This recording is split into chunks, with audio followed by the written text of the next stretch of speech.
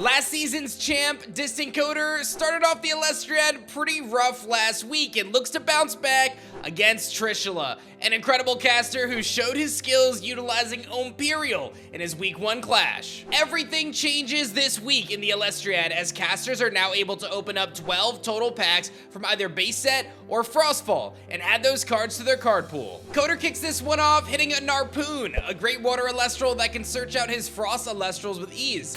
He then hits it big with Morphrost Abominable Form and Lavalith. A Lavalith? And then another Lavalith. Shut! No way, bro! I have 2 Lavalith? Dude, my pulls are nuts. My deck's gonna be crazy. Trishula looks to enhance his Thunder deck, landing a race to the top, and his team is pumped. He hits it again, which is huge for his strategy moving forward. Let's go. In one pack? And the third Flamomoth. Oh my goodness, he's popping, dude. Oh my gosh. You gotta love his teammates like Shady Penguin cheering him on. The whole squad pops off again when Trishula hits a Viscerus for PK Sparks. Don't forget, casters have a chance to trade throughout the season to enhance each other's decks. Both DistantCoder and Trishula had trades with their teammates for this week, with Coder picking up some rune support and Trishula grabbing Lockagon and 2 poison-tipped arrows to reinforce his back row. With new cards and new potential, let's see what decks they cooked up. Coder looks to bounce back with Morphrost this week, decked out with a Lavalith and Cryovern. This deck can exert so much pressure while still managing its resources with the Morphrost engine. Trishula is bringing Imperial once again with a Thunder Nexus deck that relies heavily on Circle the Sky and Spark It to move those spirits around the field. Keep an eye on his Pandora's Box, which can shut down search effects like Cryolink.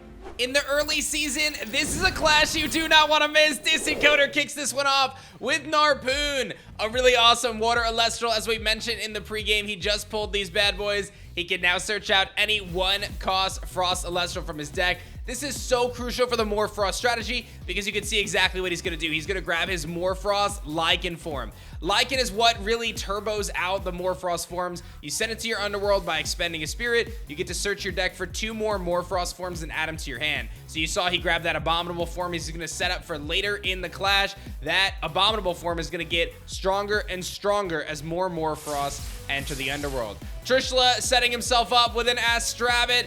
The perfect turn 1 play. I can't say it enough. This just gives you so much resource potential. Looking at the top 3 cards of your deck and adding one of those to your hand, and again, not revealing those.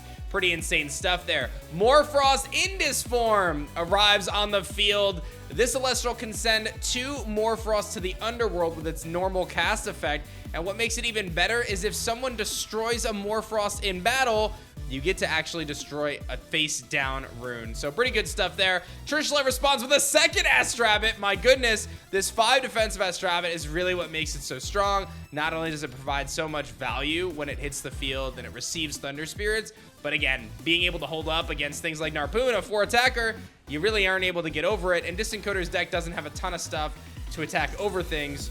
This is a really cool play, though. We're going to see him go out with the Morphrost Abominable form, going for a normal ascend over his Morphrost in the Underworld. That allows him to then special cast out the Indus form here and get that bad boy going. And now you've got the Morphrost Indus form, and he's going to be able to activate the effect again to power up that Abominable form even further. So big plays there from DistantCoder.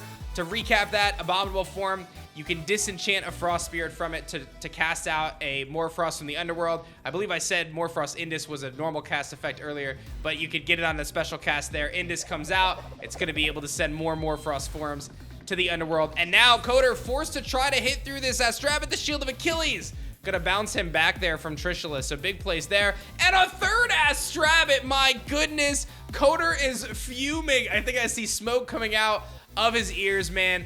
3 Astrabbits, that is absolutely bonkers, and a very difficult wall of Elestrals to get through. Coder has such an uphill battle here because not only is he fighting against the resources that Astrabbit provides, again, further enhancing Trishula's back row, but he's got to get over these massive attackers. So now he's forced to ascend his Narpoon into a Cryovern, a misenchanted Cryovern. The purpose of this here is to play around Tsunami, but again, DistantCoder forced to play more aggressively here because he has to get through these rabbits. He knows if I don't get through these 3 rabbits, I'm not going to be able to break through Trishula's defenses, and I'm not going to be able to gain any sort of an advantage here. And Trishula is able to just re-enchant his rabbit. He could just get another rabbit effect and just continue to stack resources here and play the long game with the race to the top. Oh my goodness. He gets his strategy off perfectly. Mount Olympus hits the field, sets the stadiums. Race to the top allows you to target 2 Elestrals on the field. The one with the least defense is the one that's destroyed, because Astravid sitting at 5+2 defense from Mount Olympus, he's going to be really stacked up there. And another race to the top. Trishula was baiting it in his rune row, pops off another one, and the entirety of Coder's back front row, his Elestral row, is gone. Circle the Sky coming off here. Gonna pull some fancy shenanigans. Nexusing off the Astravid, and then in the same chain, nexusing from Mount Olympus back to his Astravid to get that receive effect there and still maintain his spirits at 12. He has drained so many of DistantCoder's resources. He's able to put his rabbits into attack position and now fire off a couple chip shots here with 3 back row to protect him. This is going to be very difficult for Coder to come back on, but he's got some things in his favor. Lavalith strikes down to take down one in the back row. He's going to be able to put some pressure on here immediately with the 6 attacker Lavalith. Lavalith is a 2-cost fire Elestral that can be normal cast from your hand if your opponent has 2 or more enchanting spirits than you do. Poison tipped arrow, one of the best responses to Lavalith, especially if the Lavalith targets the poison tipped arrow, which seems like that's the case.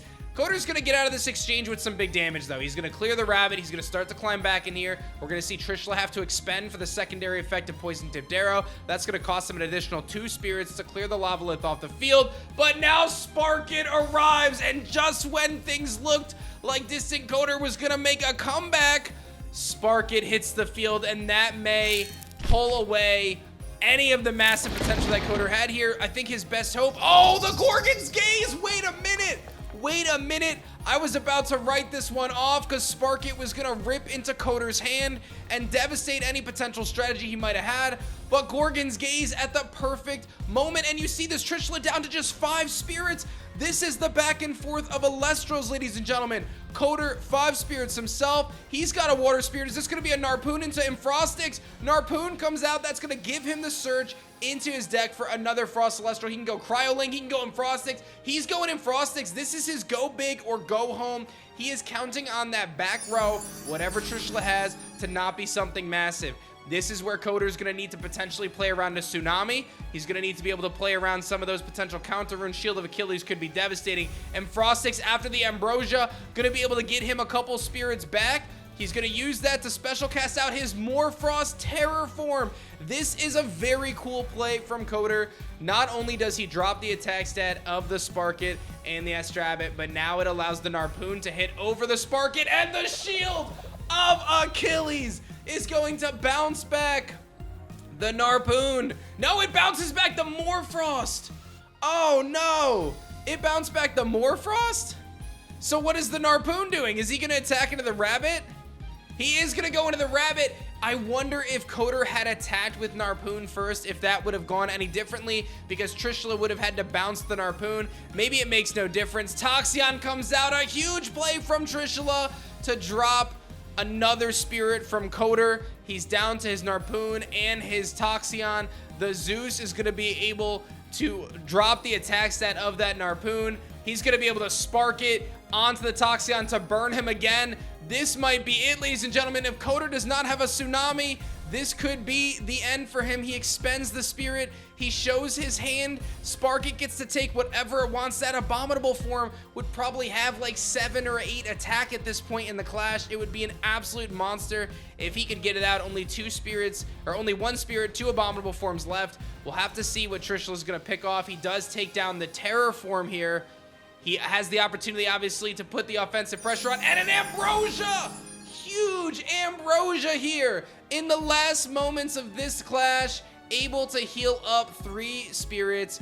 Coder is not thrilled about that one. This has been a crazy back and forth, and the Earthquake seals the deal. Coder is laughing at this point because he knows that the cards, the heart of the cards, maybe wasn't with him today. He did have a Tsunami. He did have the... He was so close. What An incredibly close clash, I gotta be honest. Trishula powered up on this one with the triple Astrabit. That put Coder in such a back foot position. He was in such a tough spot, and I think it just shows how incredible of a caster DistantCoder is to even climb back in this one, right? Because I feel like he was up against such an incredible card disadvantage to make this a close game and get it to that.